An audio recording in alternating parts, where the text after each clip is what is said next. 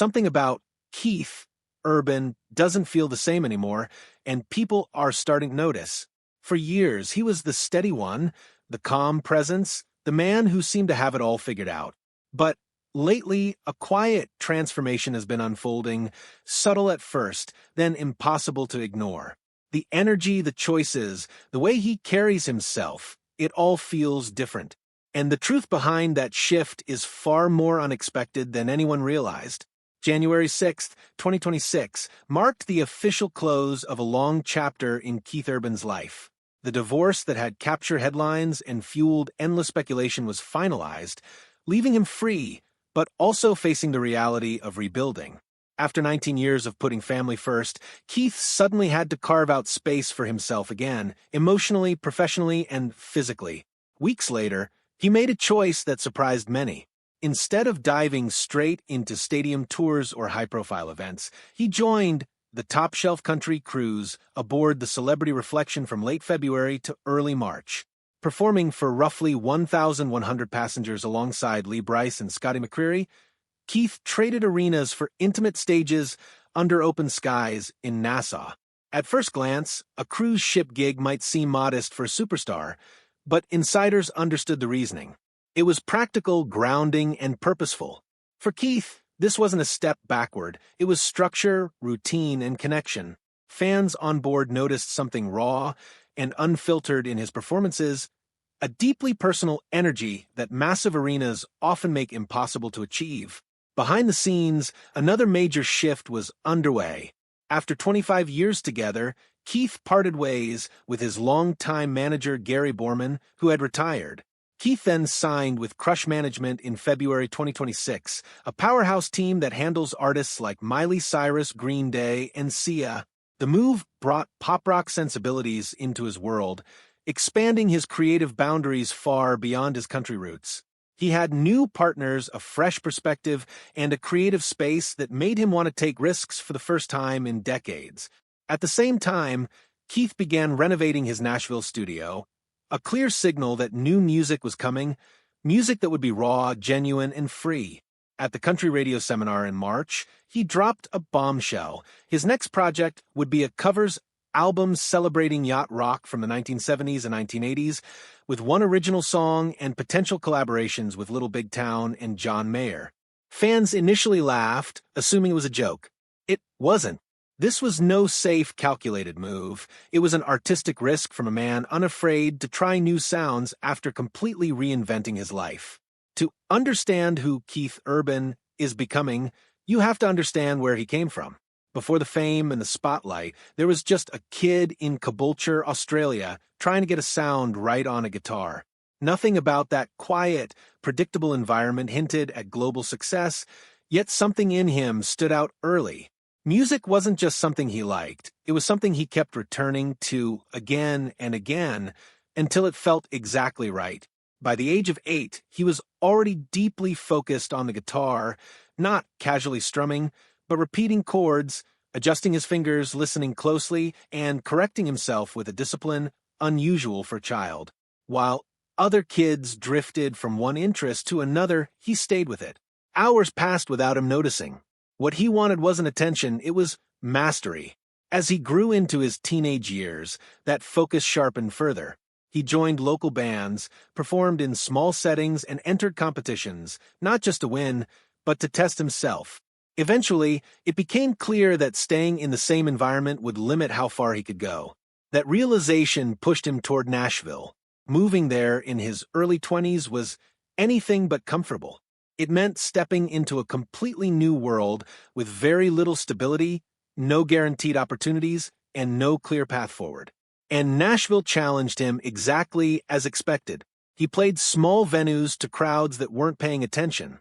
Rejection came often and without subtlety. Doors didn't open easily, and opportunities slipped through his fingers repeatedly. Rather than slowing down, he adjusted. He practiced more, listened more carefully, and studied artists like Johnny Cash, paying attention not just to the sound, but to the emotion behind it. The goal was never just to perform, it was to connect. His perfectionism became impossible to ignore during this period. He didn't settle for songs that were merely okay. If something didn't feel real, he reworked it. If a performance didn't land the way he expected, he analyzed and improved it. By the late 1990s and early 2000s, that dedication began paying off. Audiences connected with him, not just because of his skill, but because of how honest his music felt. While others tried to fit a specific mold, he leaned into authenticity, and that made people genuinely pay attention. By 2005, Keith Urban was rising fast. The music was working, the crowds were growing, and his name carried real weight. On stage, he looked completely in control, confident, focused, and effortless. But off stage, the reality was far heavier. Years of touring, late nights, and relentless pressure had taken a serious toll. Alcohol and substances had slowly become part of how he coped, invisible to most, but increasingly difficult for him to manage. Right in the middle of that struggle, someone unexpected entered his life, Nicole Kidman. They met in 2005, and the connection was immediate. Two individuals with demanding careers and complicated pasts found something in each other that felt steady and real. For Keith, Nicole wasn't just someone he was with, she was someone who understood him at a deeper level, who saw past the image and into the parts he hadn't fully dealt with yet. In 2006, they married in a private ceremony in Sydney. Shortly after the wedding, Keith made a decision that shifted everything. He checked himself into rehab. At a moment when his career was climbing, he stepped away and admitted he needed help. Nicole didn't step back when things got difficult. She stayed consistent.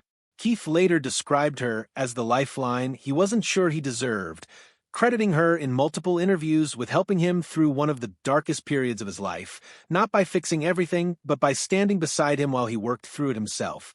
Recovery wasn't instant. It required discipline, setbacks, and continuous effort.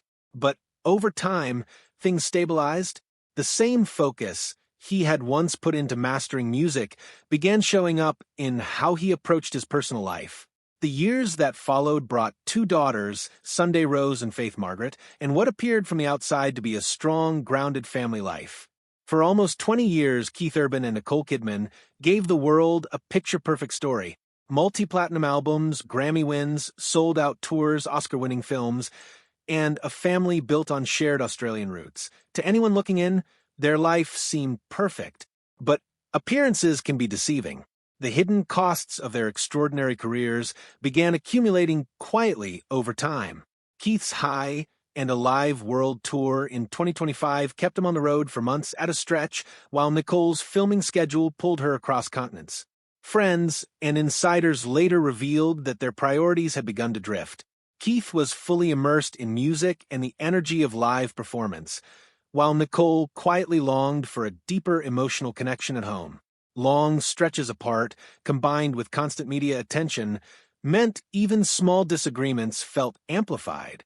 Changes in Keith were noticeable throughout 2025. He appeared leaner and more toned at public events, with bolder wardrobe choices and a sharper sense of style. He also made the surprising decision to part ways with key longtime band members, including bassist Jerry Flowers, framing it publicly as following his inner voice. Behind the scenes, those departures closely mirrored the private unraveling of his marriage. On stage, his lyrics began taking on sharper edges too. During performances of You'll Think of Me, he added lines that fans quickly interpreted as candid nods to marital struggle.